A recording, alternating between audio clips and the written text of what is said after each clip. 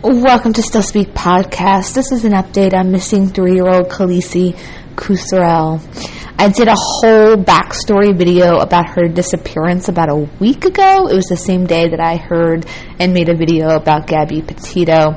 If you did not hear that, please go take a listen. It's a very complex, crazy story, and this little girl was failed by so many people.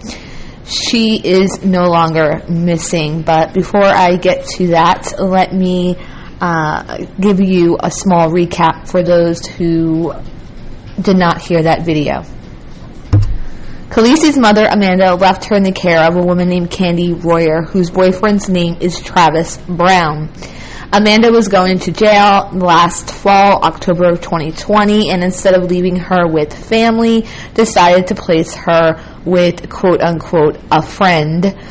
And she claimed that she set this up with the help of CPS to write up an agreement that Khaleesi would be staying with Candy Royer while she was in jail.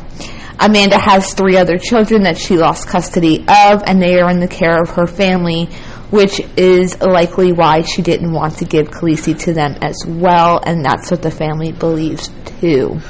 Anyways, at the beginning of this month, Candy Royer was reported missing, and her boyfriend Travis Brown in August was deemed a fugitive and was wanted on many charges after an altercation with Candy Royer. Amanda got wind of this and told a guard that Candy had her daughter Khaleesi, and she said that Candy had stopped her from speaking with her daughter since February, claiming CPS told her no contact. In March, she tried to get a welfare check, but nothing came out of that. Candy's family claimed that Candy told them that the biological aunt came and took the child back in February of this year. And when the family was contacted, they were stunned because they didn't have Khaleesi. No one seemed to have this child in their care. Not even her biological father. Now, Khaleesi's mother, biological father, Candy, and Travis all have pretty extensive rap sheets. So Khaleesi was reported missing. That's the general story. Again, I go into way more details in my prior video.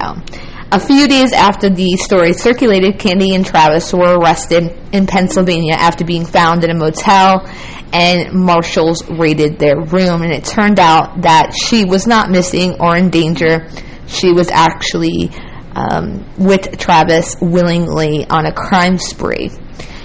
So this story takes place in Augusta County in Virginia, in the Waynesboro area of Virginia.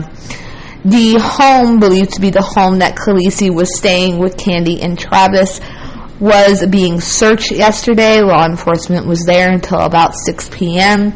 And that home is located on Cattle Scales Road in Waynesboro, Virginia. And law enforcement were back at the home today as well. Both of them have a hearing November 24th in Pennsylvania, where they were arrested for drug charges and check fraud because they found checks in their motel room that were not theirs, and they also found meth. After that, they will be extradited back to Virginia. Now, I already recorded this, and I went into this whole thing about Khaleesi being missing, and then as soon as I got it uploaded to my channel, I'm not even kidding, I think it was up 30 seconds, I got an alert that poor little 3-year-old Khaleesi is no longer with us and is no longer missing. So that's a very heartbreaking, tragic ending. I think we all expected that, because how is a 3-year-old surviving on her own if nobody has her? I was holding out hope that maybe a friend or relative did have the child and just wasn't coming forth. I know that wasn't likely, but I was hoping for some type of thing like that, some type of miracle. So Khaleesi is no longer alive. Let me read to you what was actually said.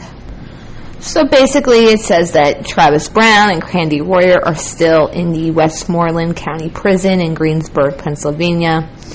It talks about Candy Royer initially being filed as a missing person.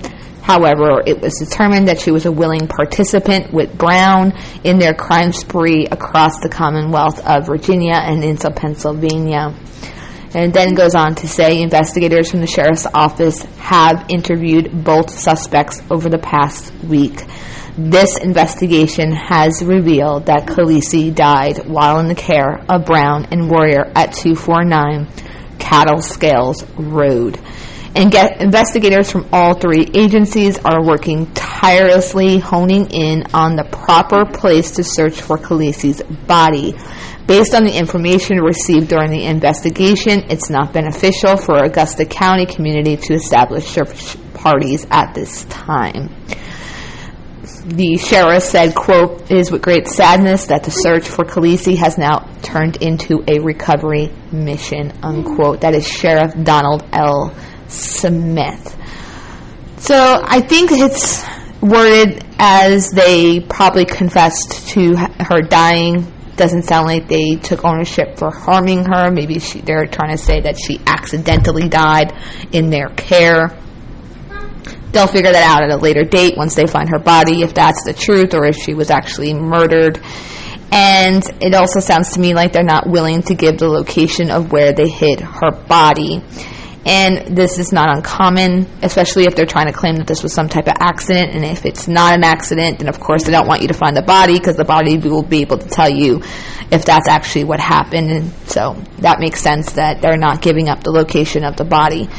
So a very tragic and sad ending for Miss Khaleesi. Terrible.